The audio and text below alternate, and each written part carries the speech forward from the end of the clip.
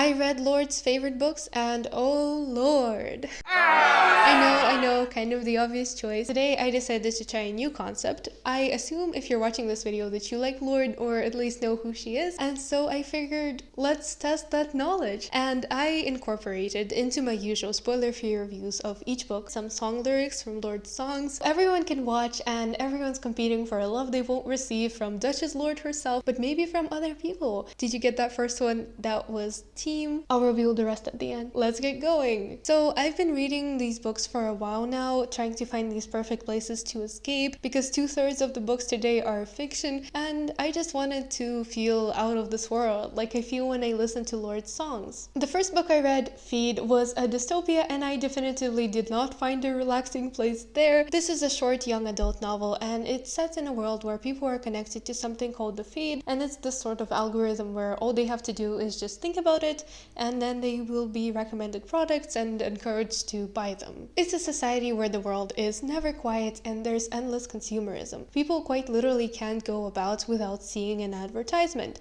Titus and his friends, they do normal things like all the teenagers and they go to the moon. There Titus meets a smart girl called Violet who when she was younger decided to embrace the point of no return and install a feed.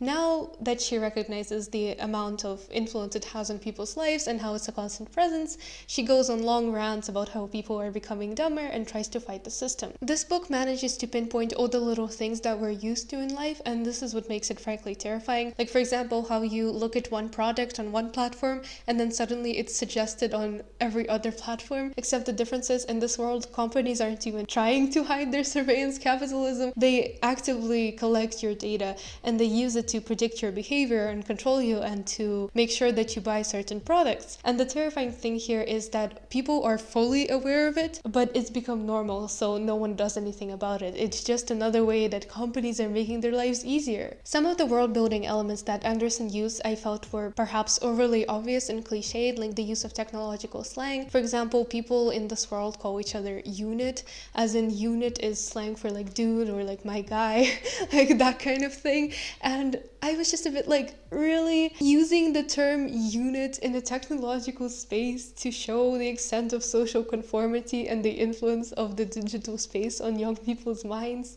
Like, I'm sorry, but could it be a more obvious reference? And I get that this is supposed to irritate us, and like when Violet uses longer words, people think she's pretentious because her vocabulary is way too advanced for them and their attention spans are short and they don't have the time and the motivation to Google things, even though they could just Google whatever she's saying. I felt like this was a little bit spoon-fed to us. It was just a bit like Anderson was preaching to the younger generation and complaining how people are always on their phones, this is what it's gonna lead to, go on your phone less. And this isn't me complaining about this book because I'm addicted to social media or any other thing that people who like this book are gonna throw at me, but I just felt that this needed a bit more subtlety. If it had more subtlety, this book would have been on point. I would have been absolutely sold because there were just so many smaller elements that came together that were less like pointed at that I felt made this book so vibrant, because you as the reader had room to realize and think about this for yourself. How schools weren't teaching kids to memorize anything anymore because all of this you could just Google, kind of a response to all the people who are like, you don't need math, you just have a calculator, right? We kind of saw the impact it had on the brain's ability to store information,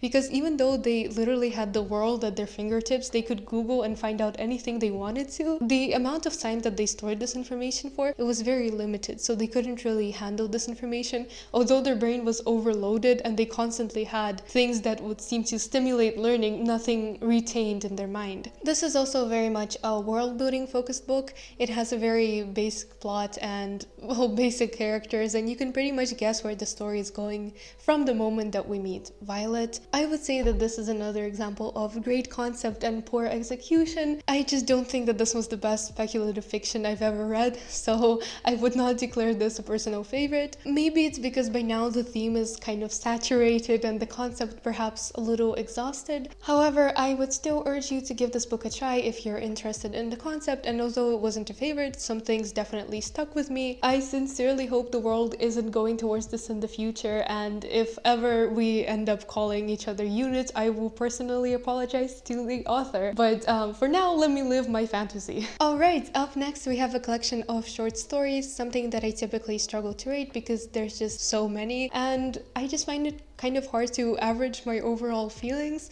Like for Feed, I ended up giving Everything Ravaged, Everything Burnt 3 stars, but this is not because I thought the stories were average throughout. It's rather because some of them I just really didn't enjoy, whereas others I thought they were brilliant. I loved the overall mood of the story. Each one ended with a sort of melancholy note, even if on the surface it seems to be a happy tale. Perfectly understood why Lorde likes this book. I can feel it in her work. This is just something that I thought was very similar in the way that Wells Tower wrote, and also in the way that Lorde sings her songs. It's this sort of moody atmosphere vibe. It's full of messy, dysfunctional families, and it's just a collection where all the characters are imperfect people, and it was just so refreshing to see normal people living their normal life, just doing their best, and maybe it's average, but it's still special to them, and the story was so magical in a way. Yeah, awesome, right? It was so beautiful how normal this was. It wasn't overly romanticized, yet still felt very magical and very special, the way that Wells Tower wrote this. My 3 favorites were The Brown Coast, Wild America, and On the Shore, and I would be really interested to know what Lorde thought of these. In The Brown Coast, Bob's wife kicks out the guy, and also can I just say how strangely pleasing it was to have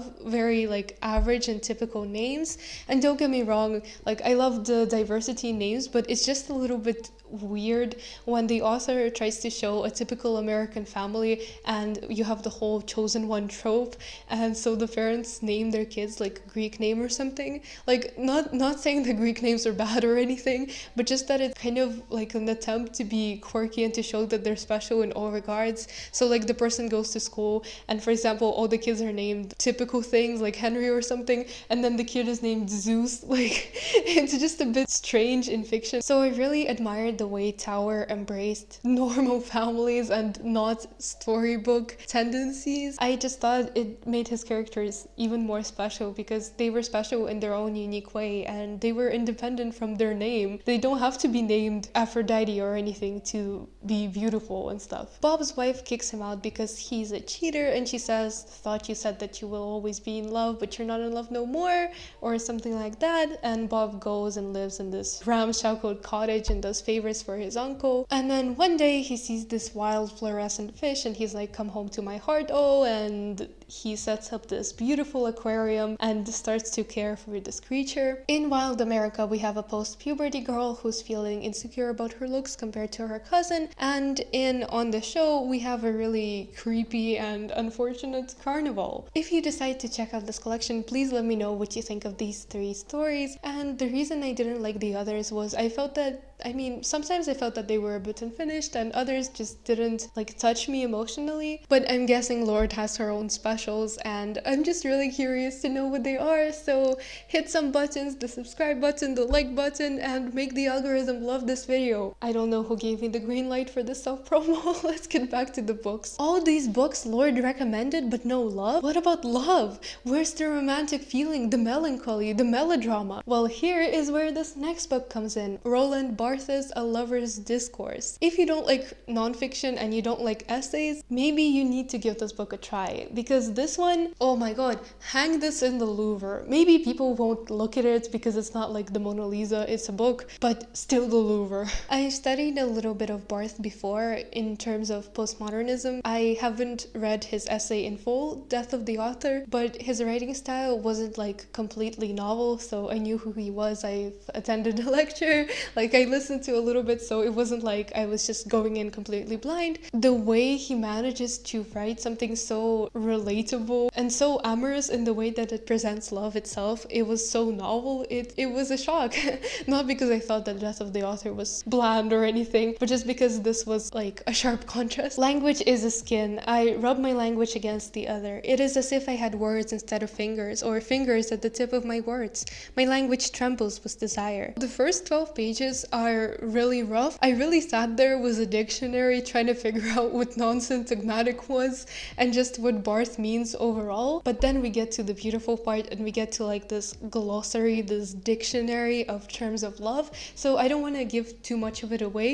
And this is very special and I'd rather you have this experience for yourself. What he does is he just creates this lexicon of words that he thinks are universal, and he also recounts his own experiences. We have terms you would expect, like the body and the physical and emotional aspect of it, how we scrutinize and navigate it. I was fascinated. Fascination being, after all, only the extreme of detachment, by a kind of colored, ceramicized, vitrified figurine in which I could read without understanding anything about it, the cause of my desire.